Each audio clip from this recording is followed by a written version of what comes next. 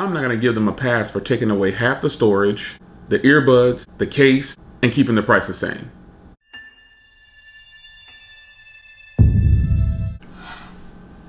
All right, guys, welcome back to another video. Quick video, just a discussion on the Samsung Galaxy Z Fold.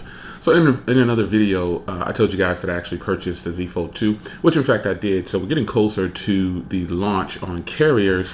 I think a lot of people have already gotten theirs. If you're AT&T, looks like AT&T customers have gotten theirs. I've seen a few unboxings online, and they appear to be from AT&T customers. I haven't seen any a few unlocked ones. Yeah, I did say a few unlocked ones, but I did order the device, and I was weighing out whether I wanted to get a carrier version or not, just to get it sooner. But I did order directly through Samsung.com, and I think I'm going to go ahead. For now, I'm going to go ahead and wait on that. I'd rather pay a lot less and just wait a little bit longer. I ended up paying $972 plus tax for mine. I had my government discount, some credits, and a trade-in.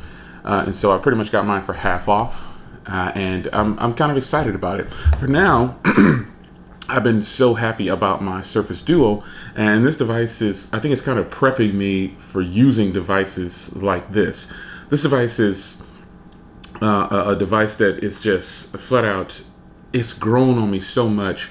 And I just can't put it down, and that's just the truth. And I will have a kind of a 7-day review on this device coming up pretty soon, because I'm rolling up on 7 days, I believe, or a little bit longer. I'm not sure, but the Z Fold 2, I opted for the black version and the unlocked black version, and that's why my date is October 19th or something like that, October 20th for delivery.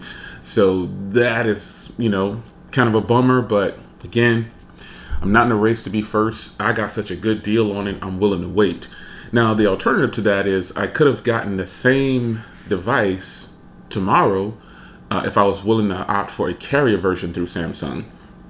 And I could have gotten it for the same price. It just would have been a carrier version, which means it's going to put their logo on the startup, all their bloatware. And I could have chosen between T-Mobile and AT&T because that's who I have. I could have done Verizon too, but I never grabbed any more Verizon devices since all of them aren't unlocked anymore. But I could have opted for that, and I just felt like I'll be patient and wait, solely because I have the Surface Duo and I have other folding devices, and I guess I'm just not in a rush. This folding device has been so pleasurable to use. It's almost like I don't know where I stand with my Z Fold 2 already. That's definitely geared, just gonna be like more for phone calls and media consumption. It's just, these devices are totally going in different directions. So I did watch the Z Fold 2 versus the Surface Duo for Lisa, Mobile Tech Reviews. She's really good. I've watched her for years. I met her at a conference before 2 years ago, the Samsung event. Really nice. She's just like she is on video too. She's really cool, guys. But nonetheless, I think she gave the best iteration of a comparison between these two devices. She tends to take a more neutral stance, and I try to do that too when I'm doing product reviews. I try not to mix in too much bias, because we're all biased in some kind of way. But however, the Z Fold 2, I'm really excited about it. It's like I get to have my Note 20 Ultra squeezed in a little bit, and then I get a small tablet if I want to. That's kind of how I'm looking at that. I don't feel that way about the Surface Duo. I really don't. I've gotten used to using Bluetooth headphones with this. I very seldom do I hold it to my ear. It doesn't look too ridiculous, I guess. I have big hands, so it probably doesn't look ridiculous for me at all, but it's not a big phone, and the Surface Duo is even narrower. The Z Fold 2 is even narrower, so it's going to be a better experience for making phone calls. So I find myself probably going to gear towards, I'm going to use both of these. Obviously, one's going to have one SIM, and the other's going to have the other SIM. So I'm kind of leaning towards how should I approach this. Obviously the Z Fold 2 is going to be my phone call device, because I actually like to hold devices to my ear. Really don't like having Bluetooth in my ear sometimes unless I'm working out, but I prefer to have them over my ear if I'm going to be doing any kind of pleasure with Bluetooth.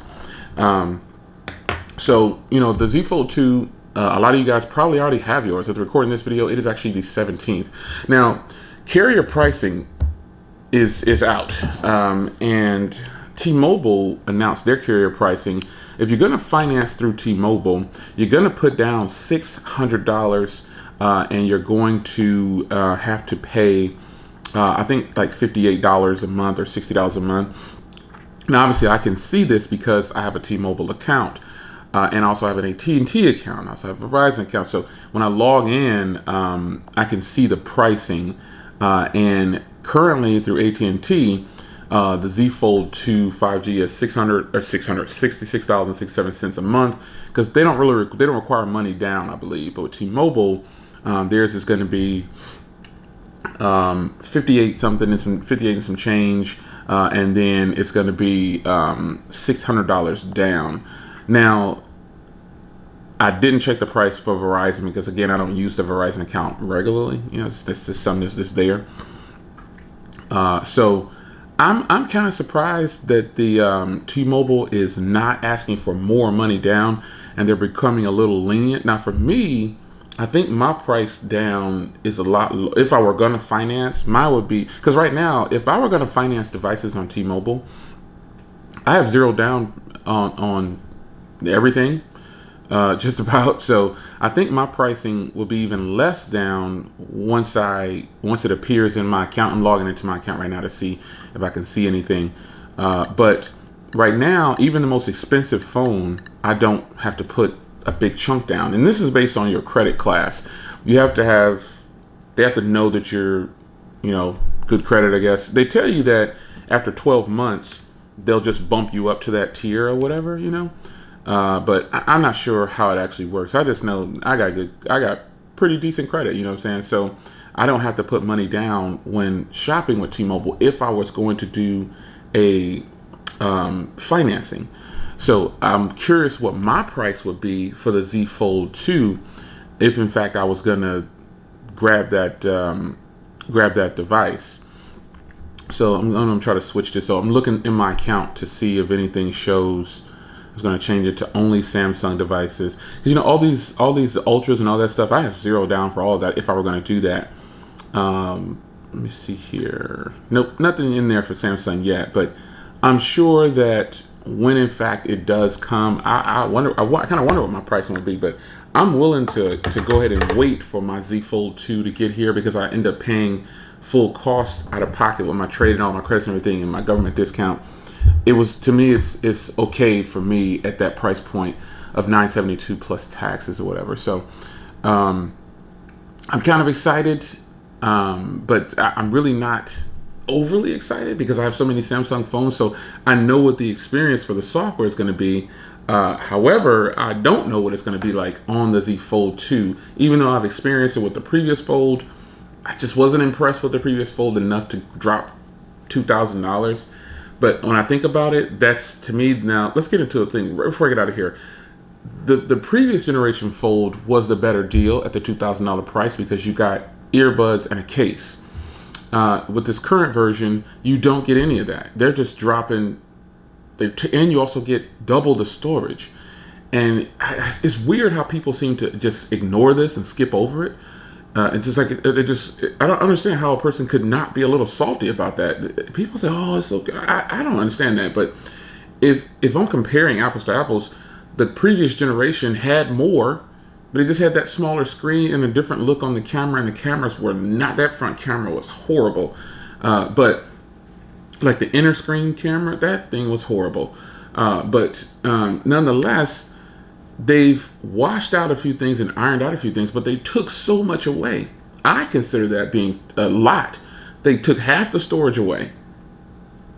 Half, folks. They took away 256 gigs, and then there's no reason for that. There's no reason for them to take away half the storage. It's not about, oh, the modules. No. Come on, folks. You guys, maybe I just sit on this boat all by myself, and I'm perfectly fine with that, but I'm not going to give them a pass for taking away half the storage, the earbuds, the case, and keeping the price the same. Come on. I'm not the only one that can see this. Well, the truth is I don't have to buy it. I'm not forced to buy it, but I really enjoy Samsung products. I've purchased nearly every Samsung product there is, from laptops to tablets to phones, appliances, TVs, everything. Watches. I don't know. I've purchased a lot from them. So I just wanted to say that I appreciate you guys watching, and look for my coverage on it at the end of October. See you guys in the next video. Take care.